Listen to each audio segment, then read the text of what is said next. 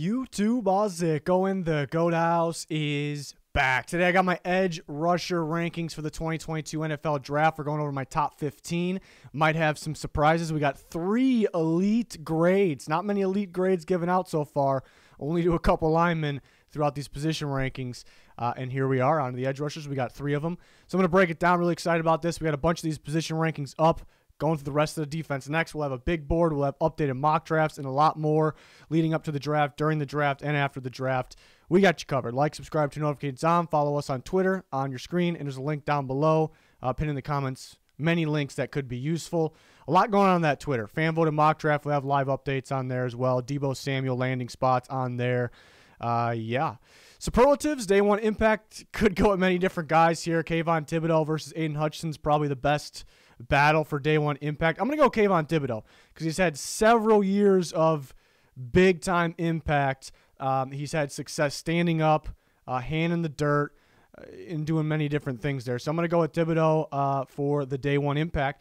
Most upside, you got to go Travon Walker, Georgia. This is the upside king of the draft. We'll go into more why when we break him down, but I think everyone knows. Best hands, going to go Aidan Hutchinson, very strong hands, physical, knows how to use them. Could go with a couple guys in that category, really.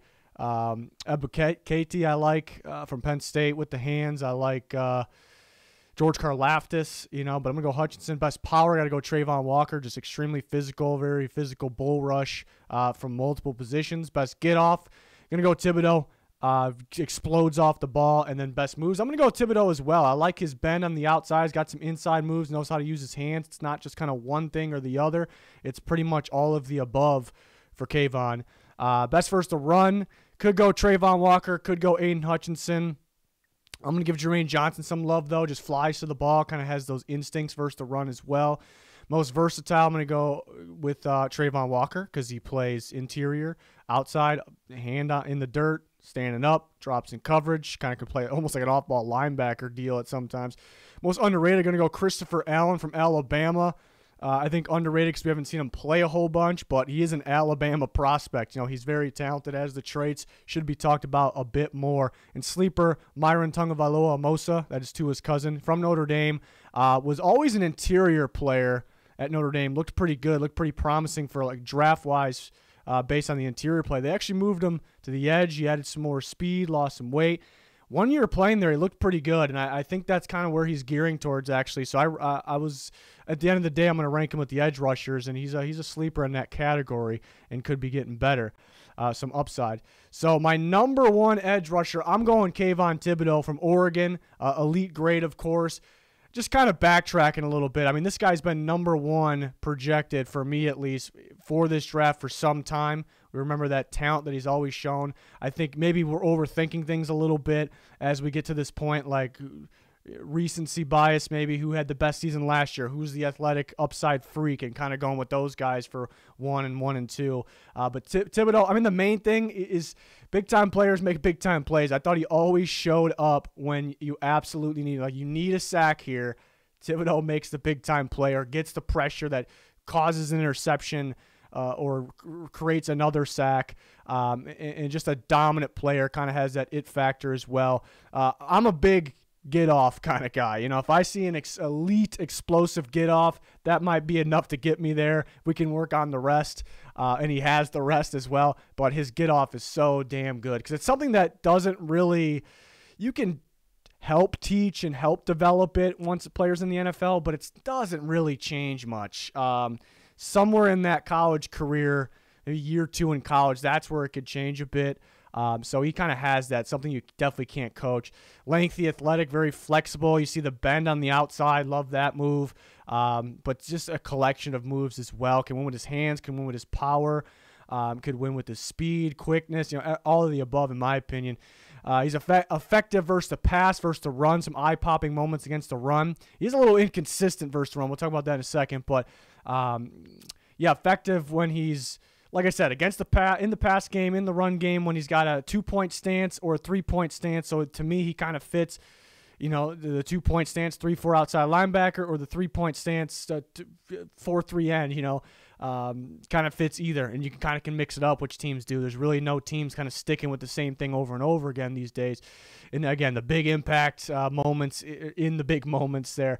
Some question was effort. I don't know if I really see it. I watch a lot of edge rushers every year, and those are players that kind of just need plays off. There's a guy across the field running up the sideline, and you just can't. He's not going to go get him. I've seen that from all the players. People question, I guess, if he loves ball as much as some other guys. I don't really know. I guess it's up to the teams to figure out.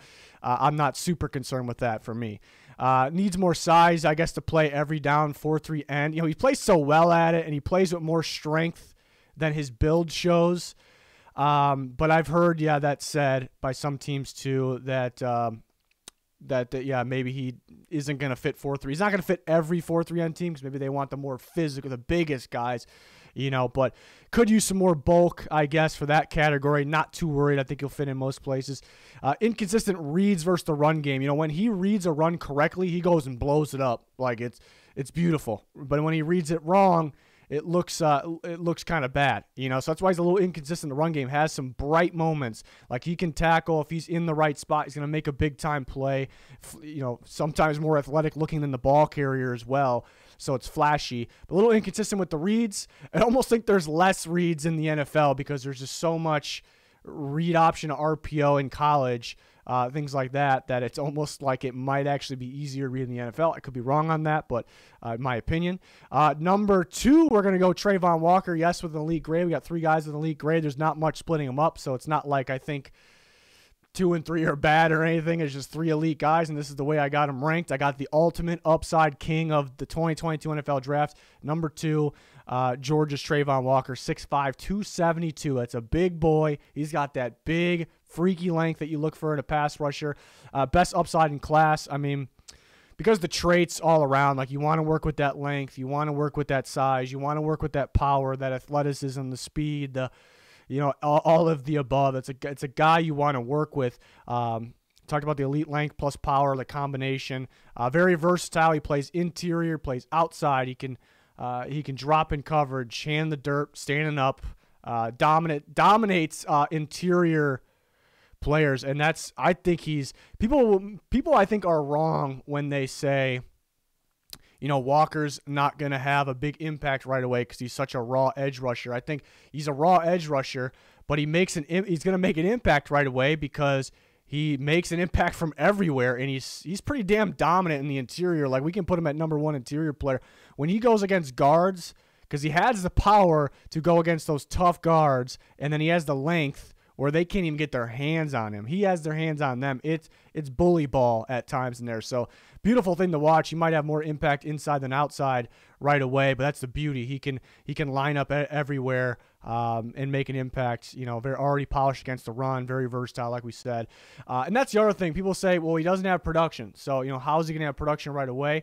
I think there's a difference between play and production. You can argue that he already has a college prospect, maybe close to elite play based on what he's done, the impact, the disruption that he's made. He just hasn't had that great production yet. So I guess he's lacking that. He's lacking some pass rush moves and a plan. It's pretty much when he's lined up against a tackle or just outside the tackle, all right, I'm just going to use my length and power to drive this guy back, and that's really it. There's nothing else there. So he's going to have to develop that, but it's going to be fun for teams to work with that, something to work with. And he is better inside than out, so will that scare some teams? Maybe they just want a pure outside guy, and there's a little bit of a risk there because he's not polished there yet. Could see it, but the upside is just absolutely tremendous. He's already a very good ball player. 3, Aidan Hutchinson, who most people have 1. There's really not much splitting these guys up. This is the route that I decided to go. There's a very slight thing splitting them up, like I said, 6'6", 260, pretty good size. Even though he's maybe lacking a little bit on the length side, which is a big thing for edge rushers. So maybe that small thing splitting them up. Great quickness and power, powerful hands, knows how to use them. Powerful spelled wrong there, so ignore that. Uses his hands so well, though. Great production, elite production last year. Showed up in some big-time games, big-time moments last year as well.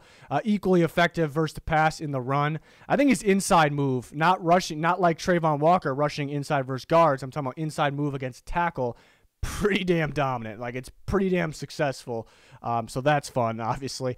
Only one season playing at that level. We saw flashes before. We saw that he's pretty solid. But were we saying he's just elite, not even close, really, to that elite prospect before, which isn't that big of a deal. But there was a little bit of a scheme change. More of a standing up role, less stunts in that defense. So that tells us, will he fit every team? Because the team that ran more of the similar defense to the previous Michigan years may not view him as elite prospect. Maybe some upside. There's a guy we can work with. He's pretty good. But that elite prospect player fit more of this past year, which is just really just letting him straight up rush the passer, what you need to do with him, and more of the stand-up role as well. So you'd like for him to get a 3-4 team with that doesn't go crazy with the stunts and twists and anything unique like that. Maybe not crazy blitzing, which would really matter, but too much. But just let him just straight up get after the quarterback. Needs to improve outside of the tackle. So he's good at rushing against the tackle, and he's good on the outside as well. I think some of the other guys, a guy like Kayvon Thibodeaux, definitely better at getting the outside of the actual tackle. Bend, he doesn't have that bend there. And again, lacking that, elite, because we're going to grade him elite, but he's lacking the elite length, which some teams really value. Like, they just want the lengthiest guys that are also good. So, not much splitting up those top 3 guys. Like I said, number 4, we're going to go Jermaine Johnson, dominant, polished run defender right off the bat. So you don't have to worry about that. There's a lot of guys in this class that definitely could use some work stopping a run, but he's kind of got that. You kind of can just work with him as a pass rusher, which he's pretty good at that as well. He's got that length, the quickness, the agility really stands out.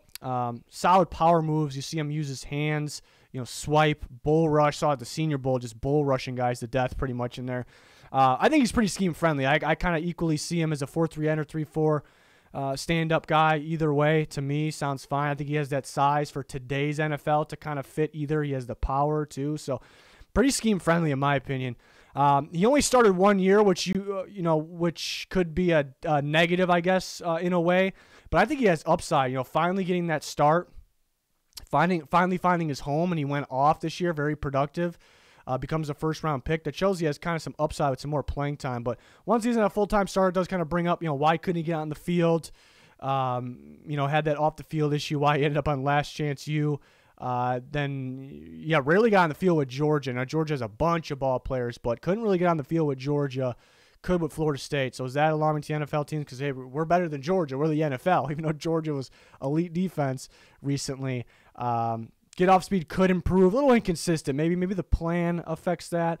And then the block shedding, once guys are kind of locked into him, he doesn't really get off it as well as some of the other guys. He's a round one prospect, and a lot to work with there, but polished run defender definitely helps. Number 5 is George Karlaftis, who's definitely growing on me. I was a little iffy at first, but then watching more of him and then his pro day in some bad conditions showed more athleticism than we thought.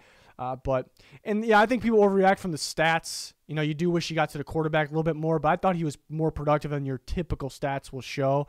But extremely powerful, great with his hands as well, knows how to use his hands, slapping the defenders or the offense tackles off him.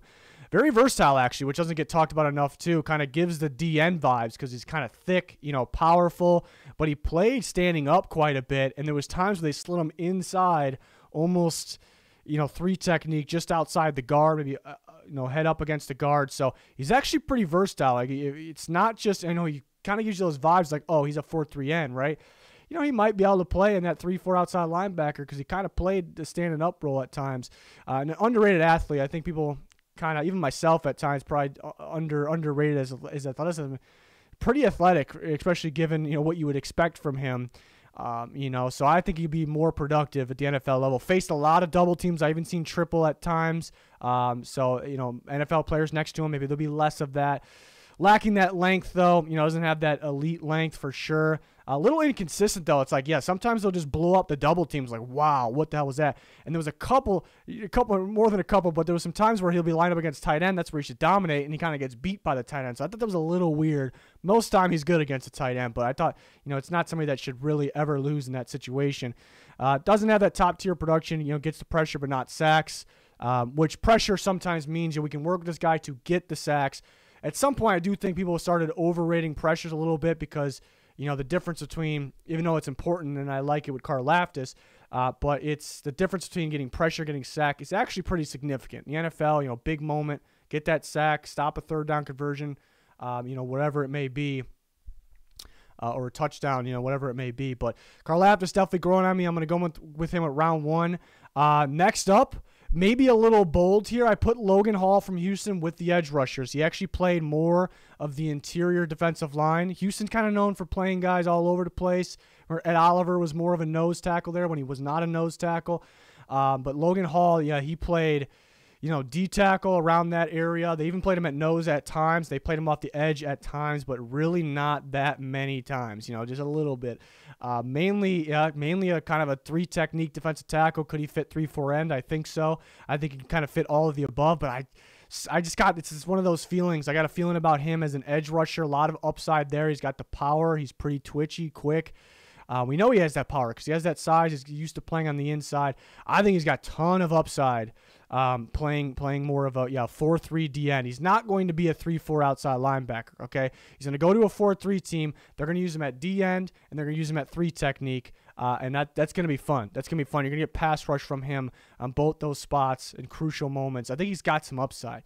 You know, some of these bigger defensive ends, you know, aren't really, there's not too many of them these days. I mean, look at poor man's Cameron Jordan type guy here. A lot of work to do. I know Jordan was much more polished, but some thought he was going to be a 3-4 end as well. But some similarities in their game. Again, poor man. So it's a risky one. It's kind of a boom or bust, but you get the versatility out of him at the same time. So, but I maybe take the risk late 1 because there's not a whole bunch of round 1 players, great round 1 players in this draft.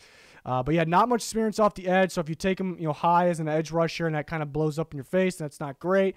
Could end up an interior defense line, which isn't the end of the world. But yeah, it's kind of a fun upside project there. Arnold Ebiketie from Penn State, athletic, high motor rusher for sure. I think he's great with his hands. A lot of times you see him get, slap the hands down, then use kind of the quickness and speed for the rest of it. Get off is a little inconsistent. Sometimes he explodes and uses athleticism. Sometimes he's just so delayed. I think he's maybe not really sure what his plan is or what the play is going to be. So I don't love to see that because he has the ability to have great get off at the same time. And run defense can improve. Kind of will turn his back to the whole pile of the offensive line at times when he's trying to attack the run. Could get off balance at times. David Ojabo will be next. Great athlete, great get off. He's one of the best pure pass rushers actually in this class because the collection of athletic. The collection of moves that he has that to pair with his athleticism, just really good at getting after the quarterback. Impact plays there. Struggles versus the run, which we knew. I mean, Michigan really had him off the field at times because of that, which that's a little concerning. You know, when he's off the field for Michigan, that's a little concerning, but something, upside, not a lot of playing time. You can work with that, get him better at that. So he was still considered a first-round prospect, but of course he tore his Achilles in March there, and that's obviously not great, so we won't really see him this year. So, I think more of an upside team can take him, or of rebuilds early on that process, or somewhere in that process, team could take the upside guy that you won't get right away. That's probably more likely second round. Now, Boye Mafe, which I'm kind of up and down on. I started going up. You start to watch more, and yeah. Well, the good is, I like the combination of physicality and athleticism. Some of these guys they're athletic pass rushers. Some of them are physical, unless we're talking the elite guys, and they got both. Boye Mafe's actually got a good pairing of both. And he's kind of, he's really stepped up this year. So you could say, okay, he's starting to improve, starting to get better. That's kind of an upside and downside there because he may have upside because of that, but it took this long. He's kind of up there. In age, I guess he's not really up there in age, but compared to the rest of the guys, so it took this long to get there. Do teams love that? Looks lost at times though, mainly versus the run. He's kind of confused and doesn't know if he should use his speed to take the angle or so he's a little inconsistent against the run. Again, we'll sometimes he's kind of looking at. I don't want to see that from edge rushers really. So could sneak into first. Definitely thinking more around 2. Then go Sam Williams. Some of these next guys are so close. Sam Williams, number 10 and number 11 are so close for me. Sam Williams, I just love that get off and that speed, in that bend on the outside for productive in the SEC, which is great. Getting after the quarterback. It's something that you definitely want to work with. He has that get off. He has that freaky speed. He knows how to get after the quarterback. Let's put together the rest here. So it's a guy that, again, you want to work with there. Definitely needs to improve versus the run. He had some off-the-field issues in the past. I think some penalties as well popped up. But that's the athletic guys are taking over. They're taking over. Then next up, a guy who I really like. Sometimes I get that. Sometimes like something about this guy. Man, I feel like he's going to be even better than what everyone's saying there. Kingsley Enagbare from South Carolina. I really love the frame, the build. Like, he has that rock-solid build, and he has that ideal length as well. He's very powerful, instinctive, kind of pre-snap knows, okay, it's a run. This is where it's going. I've noticed that a bit. I think he's got a lot of upside. I think he really improved this past year, especially with the traits that he has and the build that he has. Doesn't really exist that much today. I think teams are going to want to work with that, and they have a lot of upside. Something about him, man. I almost want to rank him higher. He just doesn't have the play right now. And the guys that don't have the play, you really want the freak athletic ability, which he's athletic for the build and for being stiff. But, yeah, again, he is pretty damn stiff. Needs to kind of shape his body differently with some of these with his technique. So some things need some work, but it could be a guy 5 years from now we're looking at. This was the big-time upside guy maybe, and he ends up being top tier from this class. Drake Jackson from USC. I like the agility and length. The motor, he's all over the place, chasing guys down. Added weight, which was kind of needed, which was definitely needed, because before he was kind of like a speed rusher, needed more strength. Because he kind of, the way he played, even though he was underweight, kind of felt more like 4-3-N, like in a way. Kind of got those vibes, even though he wasn't really that, but definitely needed weight, so he got that. So can he gear more towards that? That's a big question, though, because does he still have his kind of agility with that weight, the speed, with the weight? It's kind of a boom or bust at this point, because if he added weight and still has the athleticism, you're kind of getting both there. But he could have just hurt his normal game, kind of what we're used to seeing. So it's a tricky one, but there's a lot of upside there. Nick Bonito is a tough one because he's fun to watch, very talented. He's just kind of like a tweener-type player, in my opinion.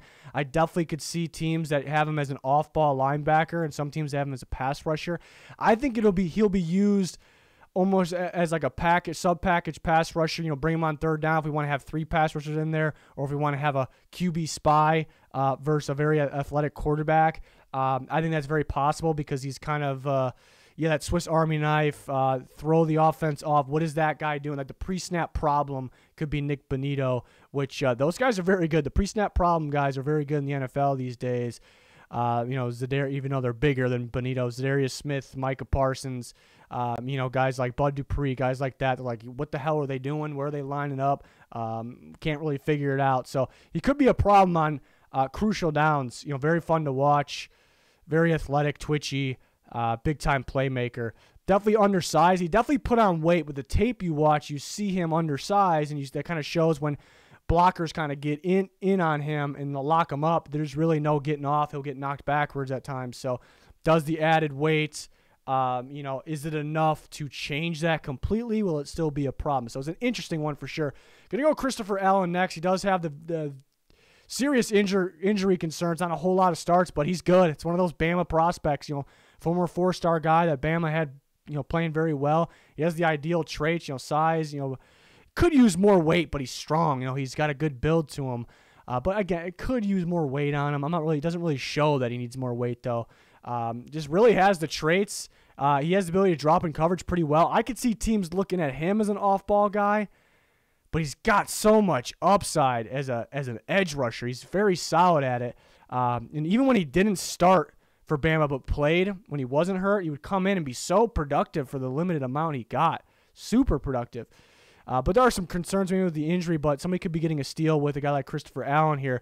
Then Dominique Robinson, talk about upsides, is one of the top upside guys of this class because he was a quarterback in high school. Miami of Ohio switched him to receiver, and he played that for a couple years for Miami of Ohio. They moved him to edge rusher. Imagine that late, going from receiver to edge rusher. They didn't really start him. They kind of used him sub-packages, which is a little bit of a concern, but he's good. He's a good pass rusher. He's got the traits. He's got the athleticism. Could, work better stopping the run. Can we get a quarterback / receiver ever working against the run? That's kind of the concern there.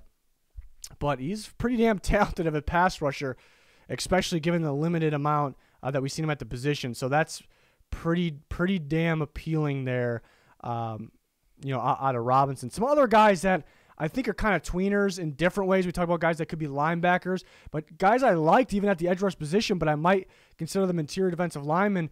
Josh Paschal from Kentucky, because he is so dominant stopping the run, and they'll line him up more head on with the tackle or hair inside sometimes. He's just so dominant stopping the run. Could they play him, the NFL team play him inside? And then Zachary Carter from Florida is kind of the same situation, just so strong, physical. He can line up against guards or 3-4 ends. So those guys that are, I think, are decent edge rushers too, but I might like their upside as interior guys. So if you're wondering where those guys are at, but very deep class here with the edge group, as you could tell. So I'm really excited to see how they come off the board. Really all about fit, but a lot of upside players. So yeah, let me know your rankings, your thoughts in the comments. We're always talking on Twitter. We got a bunch of these videos up. We definitely are going to finish it out. Got more big board coming, more mock drafts, more draft content in general, before, during, and after the draft, of course. So we got you.